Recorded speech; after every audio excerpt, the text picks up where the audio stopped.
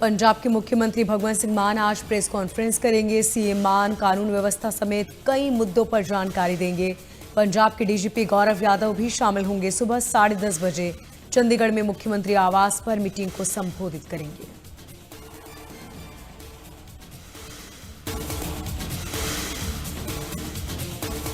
पंजाब के सीएम भगवंत सिंह मान का आज मोगा के धर्मकोटा पहुंचेंगे, जहां सीएम मान मोगा के मिनी पीएचसी अस्पताल को सब डिविजनल में अपग्रेड करेंगे। नए स्कूल ऑफ एमिनेंस का शिलान्यास करेंगे। सीएम मान धर्मकोटा के दाना मंडी में जनसभा को संबोधित करेंगे। कार्यक्रम सुबह करीब 11 बजे अनाज मंडी में आयोजित किया जाएगा। सीएम मान के कार्यक्रम को लेकर सुरक्षा के कड़े इंतजाम किए गए हैं। पंजाब आपके वरिष्ठ नेता भी पहुंच सकते हैं।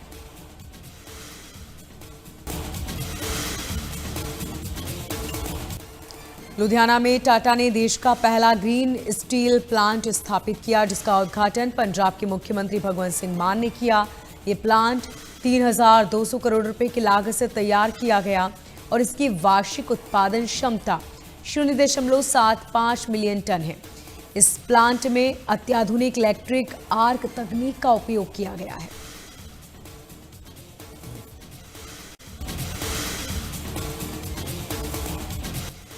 पंजाब के कैबिनेट मंत्री लालचंद कटारूचक ने पठानकोट के धार कला में 65 लाख रुपए की लागत से बने फॉरेस्ट रेस्ट हाउस की नई बिल्डिंग का उद्घाटन किया।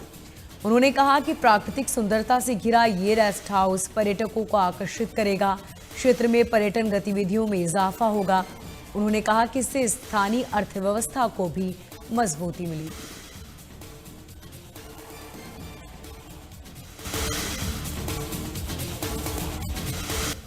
कोटकपुरा विधानसभा क्षेत्र में रजिस्ट्री प्रक्रिया की शुरुआत हो गई है। पंजाब विधानसभा स्पीकर कुलतार सिंह संधवा के नेतृत्व में रेवेन्यू विभाग के तहसीलदार और पटवारी गांव में जाकर लोगों की जमीन, मकान, दुकान, प्लॉट की रजिस्ट्री और पेंडिंग म्यूटेशन का काम शुरू कर रहे हैं। तहसीलदार ने कहा कि सिर्फ उन्हीं म्यूटेशन पर रोक है जिन पर कोर्ट केस या विरासत बंटवारे का कोई विवाद चल रहा है। बाकी सभी काम गांव में पूरे किए जाएंगे।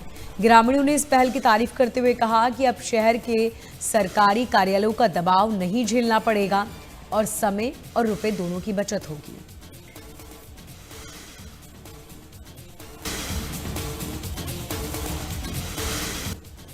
आप नेता मनीष सिसोदिया भटिंडा में आयोजित हेरिटेज मेले में शामिल हुए। उन्होंने मेले में लगाए गए विभिन्न सांस्कृतिक स्टॉलों का जायजा लिया। मीडिया से बातचीत में उन्होंने कहा कि मेला पंजाब की विरासत का शानदार मेला है। 4 साल से मुख्यमंत्री भगवंत सिंह मान के नेतृत्व में पंजाब लगातार आगे बढ़ रहा है। पंजाब को रंगला पंजाब बनाने के लिए उन्होंने बड़ी भूमिका निभाई और मेले में आकर बहुत खुशी मिली।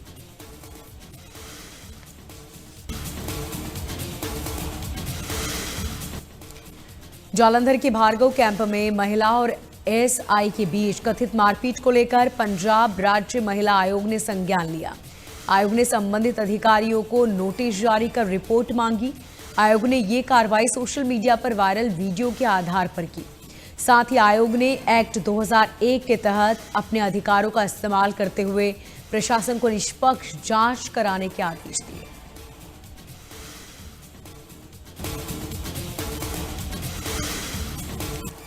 चंडीगढ़ में स्थित संत कबीर कुटीर में संत शिरोमणि श्री गुरु लाधुनाथ जी महाराज की जयंती कार्यक्रम का आयोजन किया गया, जिसमें मुख्यमंत्री नायब सिंह सैनी शामिल हुए।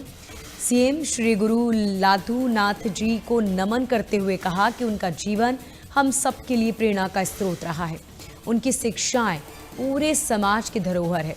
मुख्यमंत्री ने कहा कि राज्य सरकार हर वर्ग के उत्थान के लिए लगातार काम कर रही है।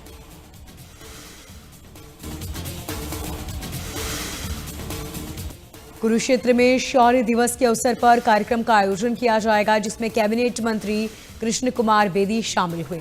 उन्होंने महान क्रांतिकारी शहीद उधम सिंह को श्रद्धांजलि अर्पित की। कहा, शहीद उधम सिंह जैसे वीरों के बलिदानों से ही आज देश आजाद है।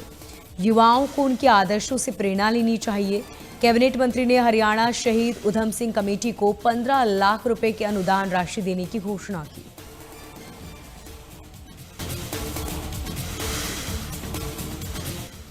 दिल्ली की सीएम रेखा गुप्ता ने झज्जर के माता भीमेश्वरी बेरी मंदिर में दर्शन किए। उन्होंने देश और प्रदेश की खुशहाली की समृद्धि की कामना की। मंदिर में दर्शन के बाद सीएम रेखा गुप्ता ने कहा कि माता के प्राचीन मंदिर में आकर आध्यात्मिक शांति मिलती है। मां की कृपा हम सभी पर बनी रहे, यही कामना करती हूँ।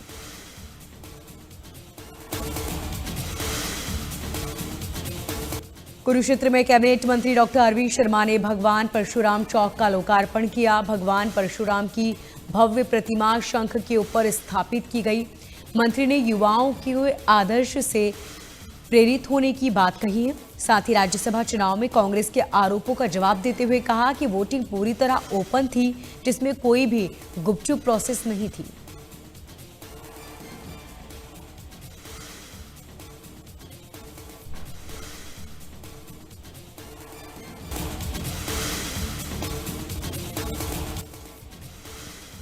राज्यसभा सांसद चुनाव के बीच कांग्रेस विधायक शैली चौधरी पर क्रॉस वोटिंग का आरोप लगा।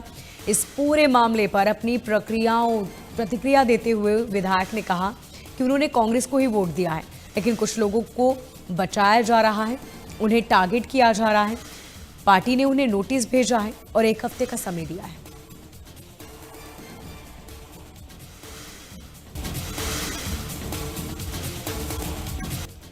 हरियाणा सरकार ने अनाज मंडी में फसलों की खरीद में फर्जीवाड़े को रोकने के लिए कड़े नियम लागू किए। मार्केट कमेटी बोर्ड के चेयरमैन ने प्रेस कॉन्फ्रेंस में नए नियमों की जानकारी दी। अब किसान के नाम पर फसल का पंजीकरण होने पर बायोमेट्रिक सत्यापन अनिवार्य होगा। इसके अलावा ट्रैक्टर पर रजिस्ट्रेशन नंबर अंकित करना जरूरी किया गया है। गेट पास जारी करने की टाइमिंग भी निर्धारित की गई है।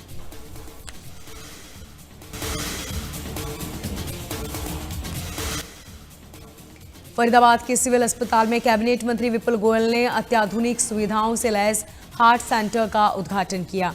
उन्होंने कहा कि हरियाणा सरकार प्रदेशवासियों को बेहतर स्वास्थ्य सेवाएं दे रही है। पीपीपी मॉडल पर शुरू किए गए इस सेंटर में लोगों को सस्ते दरों पर इलाज मिलेगा।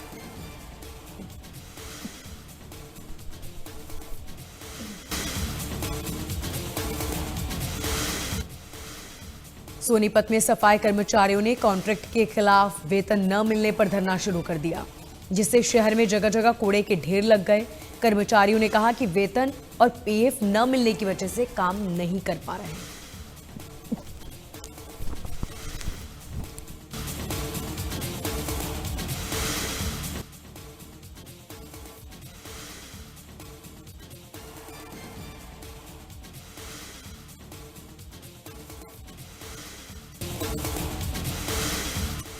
करनाल में बारिश और ओलावृष्टि ने किसानों की गेहूं की फसल को भारी नुकसान पहुंचाया। किसानों ने भी कहा कि लगातार बारिश और ओलावृष्टि ने 6 महीनों की मेहनत बर्बाद कर दी। अब उन्हें भारी आर्थिक नुकसान का सामना करना होगा। किसानों ने सरकार से अपील करते हुए कहा कि खराब हुई फसलों का जल्द से जल्द मुआवजा दिया जाए ताकि उन्हें राहत मिल सके।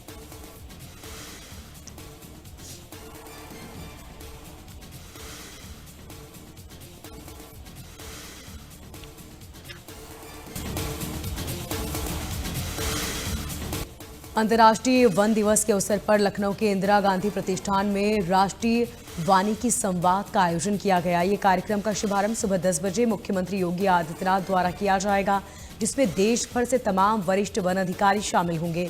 कार्यशाला में वन प्रबंधन के डिजिटलीकरण, मानव वन्य जीव जैसे कई महत्वपूर्ण मुद्दों को लेकर बातचीत होगी।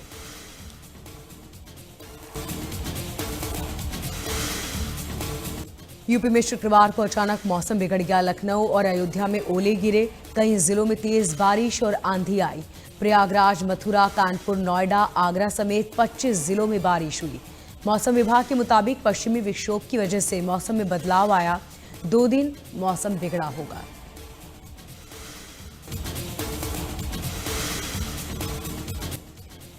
उत्तराखंड सरकार के 4 साल पूरे होने के अवसर पर आज हल्द्वानी के एमबी इंटर कॉलेज में कार्यक्रम का आयोजन किया जाएगा, जिसमें रक्षा मंत्री राजनाथ सिंह शामिल होंगे।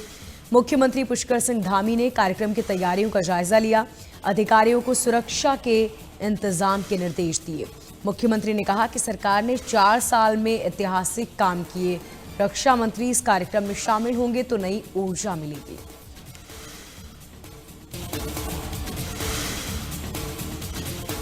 विकासनगर में पिछले 2 दिनों से हो रही लगातार बारिश ने लोगों को भीषण गर्मी से राहत दी। बारिश का असर स्कूलों, बच्चों, स्थानीय व्यापारी और सड़कों पर जलभराव की वजह रूप में देखने को मिला। जहां बच्चों ने बारिश का आनंद लिया, स्थानीय व्यापारियों की रोजी रोटी प्रभावित हुई। सड़कों पर जलभराव से राहगीरों को भी परेशानियों का सामना करना पड़ा।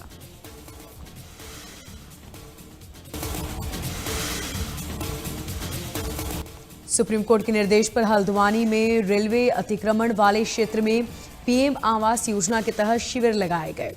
राज्य विधिक सेवा प्राधिकरण, नगर निगम और जिला प्रशासन की टीम ने 6 जगहों पर शिविर आयोजित किए। 4300 से ज्यादा अतिक्रमणकारियों के फॉर्म भरे जा रहे हैं। ये शिविर 31 मार्च तक चलेगा।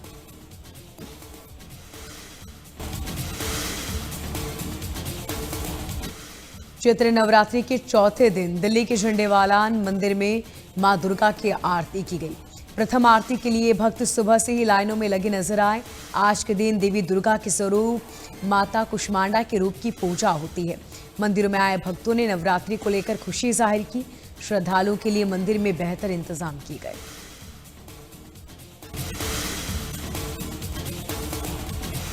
दिल्ली के उपराज्यपाल तरनजीत सिंह संधू ने प्रधानमंत्री मोदी से मुलाकात की। ये मुलाकात उनके पदभार ग्रहण के बाद पहली बार हुई।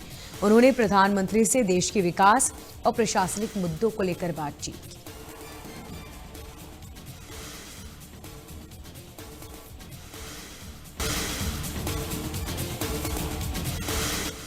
दिल्ली विधानसभा का बजट 23 मार्च को पेश किया जाएगा। बजट से पहले मुख्यमंत्री रेखा गुप्ता ने किन्नर समुदाय के प्रतिनिधियों के साथ बैठक की।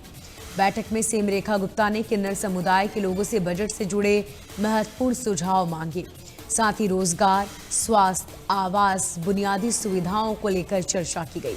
इसके अलावा सीएम रेखा गुप्ता ने समुदाय की समस्याओं का जल्द निपटारा करने का भी भरोसा दिया।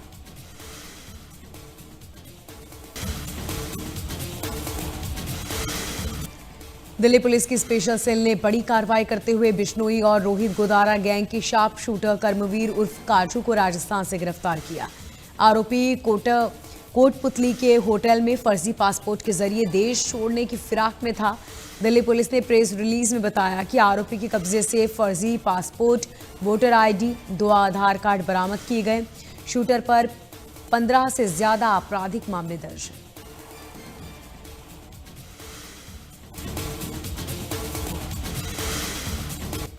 एलपीजी संकट को लेकर पेट्रोलियम और प्राकृतिक गैस मंत्रालय ने प्रेस कॉन्फ्रेंस कर ताज़ा हालातों को लेकर जानकारी दी। मंत्रालय की तरफ से कहा गया कि पैनिक बुकिंग में न आए। देश भर में स्टॉक उपलब्ध है, लेकिन हालात अब भी चिंता वाले बने हुए हैं।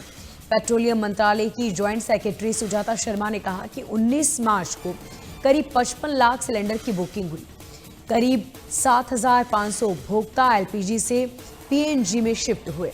सभी राज्यों में एलपीजी डिलीवरी सामान्य है। 18 राज्यों ने कमर्शियल एलपीजी के लिए अलॉटमेंट ऑर्डर जारी किया। पिछले हफ्ते 11,300 नए कमर्शियल एलपीजी वितरित किए गए।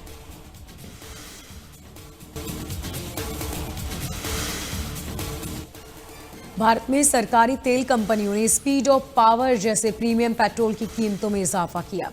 स्पीड पावर जैसे प्रीमियम पेट्रोल में ₹2.09 से ₹2.45 प्रति लीटर तक बढ़ोतरी की गई। ये बढ़ोतरी अमेरिका, इजरायल और ईरान जंग के चलते कच्चे तेल की कीमतों की वजह से की गई है। ये बढ़ोतरी अलग अलग राज्यों और शहरों के हिसाब से अलग अलग हो सकती है। प्रीमियम पेट्रोल की बढ़ी हुई कीमतें तत्काल प्रभाव से लागू की गई। बढ़ोतरी के बाद दिल्ली में प्रीमियम पेट्रोल की कीमत ₹107 से ₹112.30।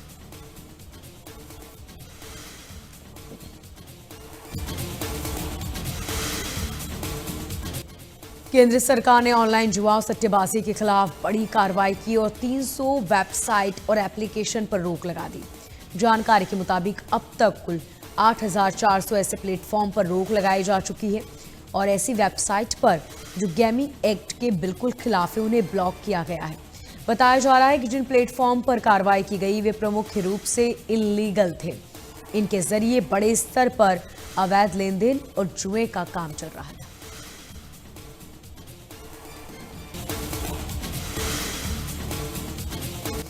हिमाचल प्रदेश के ऊंचाई वाले इलाकों में मौसम ने एक बार फिर करवट ली। अटल सुरंग के आसपास करीब 10,000 फीट की ऊंचाई पर ताज़ा बर्फबारी हुई, जिससे पूरे इलाके में ठंड का प्रकोप हुआ।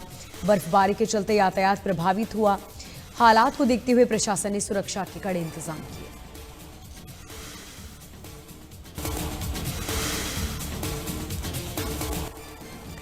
कुल्लू में पहाड़ों पर हो रही भारी बर्फबारी की वजह से भूस्खलन हुआ। भूस्खलन के चलते सड़कों पर आवाजाही बाधित हो गई। स्थानीय लोगों को परेशानियों का सामना करना पड़ा।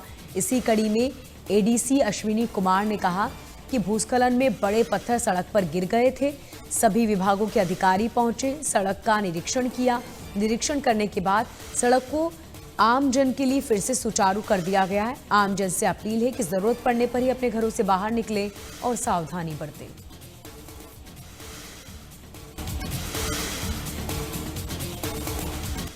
Indian oil, HP, Bharat petroleum ने 20 मार्च को प्रीमियम पेट्रोल की कीमतों में इजाफा किया। अब दिल्ली में प्रीमियम पेट्रोल की कीमत 107 से 112 रुपये 30 पैसे प्रति लीटर हो गई है। मुंबई में 115 से 120, चेन्नई में 112 से 117 रुपये प्रति लीटर। वहीं सामान्य पेट्रोल के दामों में कोई बदलाव नहीं हुआ।